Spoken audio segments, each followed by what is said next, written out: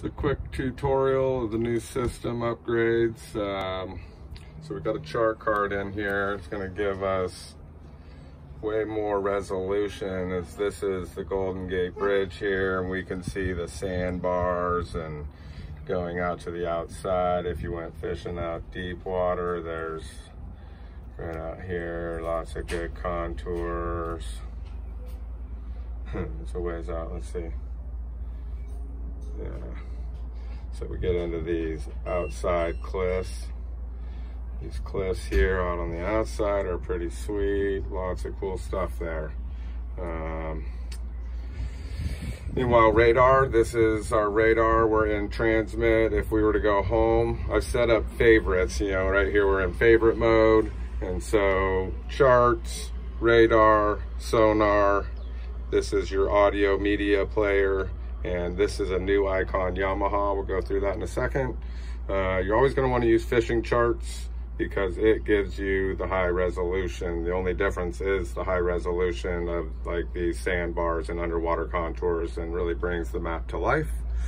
But now when we're in chart mode and then we go home, then we go radar, and then we could go home, then we go sonar. And so everything's really quick once it's set up in the favorites. Take you over to Yamaha. This is the Yamaha setup for all your engine gauge setup.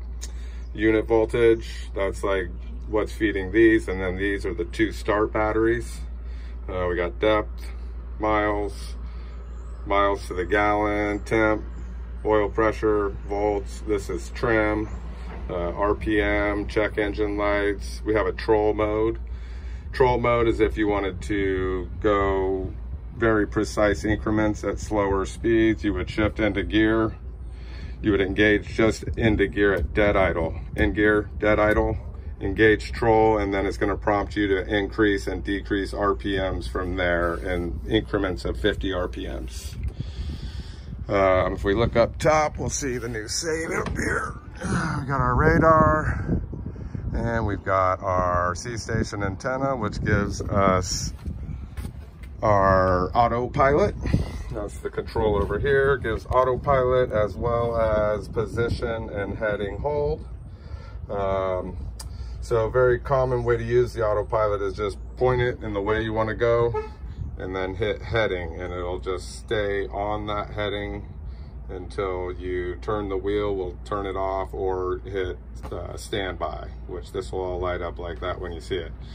The other way to use it is the track mode. Track mode is going to draw a line in the sand, and you might not be heading the same heading at times. It's going to drive over to the line. If it draws a line and current pushes you down and the heading was like this, it's going to drive over and get back on the line. There's manuals here, laminated sheets that'll show you, all this information. If you ever have a question, reach out for sure. Here on the joystick, now that we have activated position and heading hold, position hold is kind of the main function, and so they use letter A for position hold. Letter C is heading hold. These can be done individually or both. The engines will work a little bit harder if you're going to be in heading and position hold, but it's totally designed to do it. So you just push this one and that one, and if it's still not doing it, I would leave it in regular mode unless needed. But if you needed to, you could also then engage boost, which just brings all of the power in the same mode up. So that's the joystick. While we're in autopilot mode, we can also use the joystick. You can do over here when you're in heading, you'll see here, it's a single dash and a double. If I push it once, it's gonna take me 1 degree. If I push and hold it, it goes 10 degrees. And then anytime to turn it off, just stand by, or like I say, turn the wheel. But you can do that same thing over here. If you just tap this, that's left 1 degree. And if you push and hold it, that's left 10 degrees. And the same thing for right. Nothing happens when you twist it in autopilot mode. It's just dodging left and right. But yeah, both the setups have been favorite setup here, and your home pages are now matching. You should be able to get to anywhere you need to in a heartbeat. I'm going to show you how to do this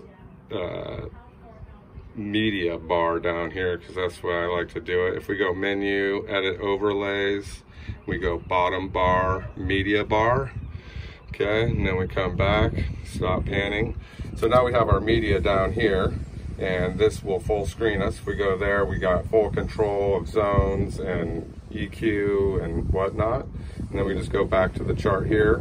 Meanwhile, you know, volume up, down, and mute, track forward, track back, and it'll display what's playing here. So this is a handy way to just be in your chart and get quick access to your media.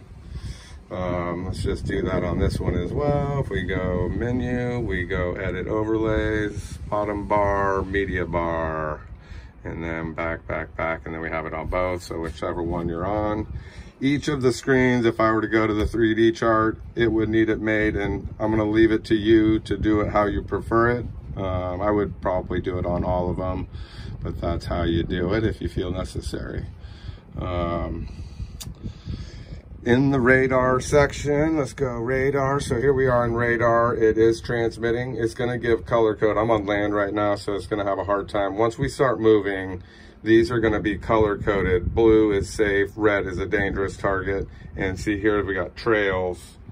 You might be able to see it, might not, but this is a trails button. And what that'll do is any target will leave a tracer behind it as it moves and give us an idea of what it did between when it first picked up and when it's gone over some time.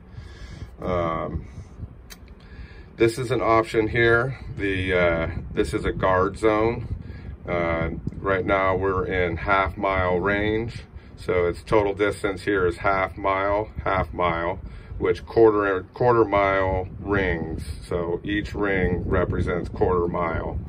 So if we were to go into the menu, radar options and guard zone. So if we went into guard zone, there's options for putting it in corners, the front, or all the way around. You know, seems like the best thing is all the way around. So if we get a target that enters into the radar guard zone, it will give you an alarm. It will not do any collision avoidance. It'll just alert you as the operator. So that's kind of that. Another feature I wanted to show you here is if you wanted to go, for example, let's say, see, here's our radar guard zone alarm, and we can just hit OK. Could turn that on and off if you wanted by radar options, guard zone, on, off.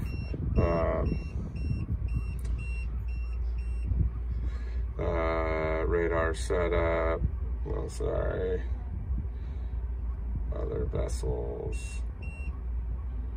If you just turn the radar guard zone off, radar options, turn that guard zone off, you won't get the alarms. So you can turn it on when it's needed and when it's not, but guard zone is a pretty cool feature, part of the new stuff.